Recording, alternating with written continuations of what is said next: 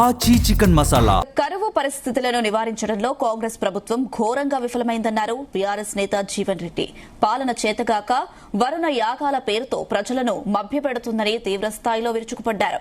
El Nino ప్రభావంపై 6 నెలలుగా హెచ్చరిస్తున్నా ప్రభుత్వం నిద్రపోయిందని మండిపడ్డారు. మానవ యత్నం చేయకుండా కేవలం యాగాలు చేస్తే కరువు తీరుతుందా అని ప్రశ్నించారు. ఇప్పుడు ఈ ఎల్ నినో ప్రభావంతో ఉత్పన్నం కాబడేటువంటి ఒక పరిణామాలను అధిగమించడానికి ఇవాళ ఎల్ నినో ప్రభావం ఏదైతుందో వాతావరణ నిపుణులు గత 6 మాసాలకి ప్రభుత్వాన్ని హెచ్చరిస్తుంది.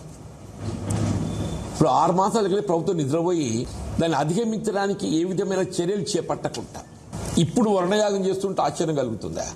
సరే, అదృష్టం కొద్దీ ఈ మధ్యకాలంలో అల్పపీడన ప్రభావంతో కొంత రైతాంగానికి ఊరట లభించి కొంత సాగైంది. ఇవాళ ఇటు గోదావరి నదీ జలాలకు సంబంధించే కానీ అటు ఎల్లంపల్లి కొంత నీరు చేరుకొని ఎల్లంపల్లి నుండి లిఫ్ట్ ద్వారా ఇవాళ నంది పంప్ హౌస్, అట్లా గాయత్రి పంప్ హౌస్, గాయత్రి కలిసి మిడ్ మానేరుకు నీటిని ఎత్తిపోయటం, ఇవాళ అప్పర్ మానేరు కూడా ఫార్చునేట్లీ అది కూడా నిండింది. కృష్ణా నదీ పరివాహక ప్రాంతాల్లో కూడా శ్రీశైలం ప్రాజెక్టు కూడా ఆల్మోస్ట్ అది ఎఫ్టీఏ లెవెల్కి వచ్చింది.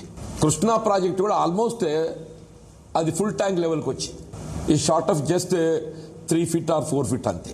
నాగార్జున సాగర్ ఇప్పుడు అక్కడ కృష్ణా శ్రీశైలం ప్రాజెక్ట్ మీకు ఓవర్ఫ్లో అవుతే లేక పవర్ జనరేట్ చేసినా కానీ ఆ వాటర్ అంతా మన సాగర్కి వస్తాయి, నాగార్జున సాగర్కు. ఇప్పుడు వాస్తవంగా ఏది ఇస్తుందో మన శ్రీశైలం ప్రాజెక్టే పవర్ జనరేట్ చేసుకునేటువంటి అవకాశం మనకున్నది.